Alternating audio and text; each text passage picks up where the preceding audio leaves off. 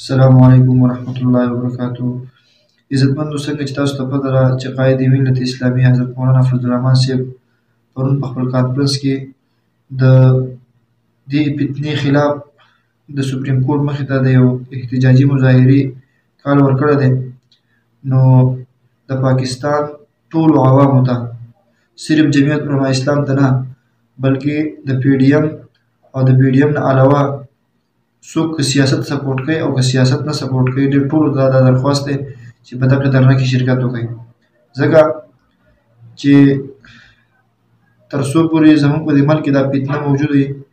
نو نه زموږ د ملک معیشت ټیک کېدی شي، نه زموږ په ملک کې امن راتلی شي او نه زموږ ملک ترقي کولی شي. زموږ په ملک کې به امن هغه راځي، زموږ ملک به ترقي هغه کوي، زموږ د ملک معیشت به هغه ټیک کېږي چې تر څو پورې دا فتنه موږ ختمه کړې دی. نو لہذا د دې فتنې د ختمولو دپاره قائد ملت اسلامیه حضرت مولانا فضل الرحمن صاحب مضبوط عزم کړی دی. د هغه وخت نه، د کوم وخت نه چې دا په اقتدار کې راغلی او د هغه وخت نه مولانا صاحب تحریک شروع کړی دی او په ارام نه کېږي، او موږ ټول به د مولانا فضل الرحمن صاحب ملاتړ جوړېږو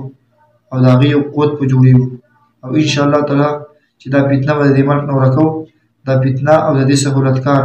چې د دې په شا کوم خلک ولاړ دي دا به د دې ملک ورکو، او دا ملک به انشاءالله په حقیقي معنو کې په ترقۍ باندې، په خوشحالۍ باندې او په معیشت باندې ټیک کوو. نو ټولو عوامو ته په اخر کې بیا هم زما دا درخواست دی چې هر یو ملګری د ځان سره لس کسان دغې پروګرام نه بوځي، دغې دھرنې له، دغې احتجاج ته بوځي او دغې فتنې له شکست ورکړي. وما علینا الا البلاغ.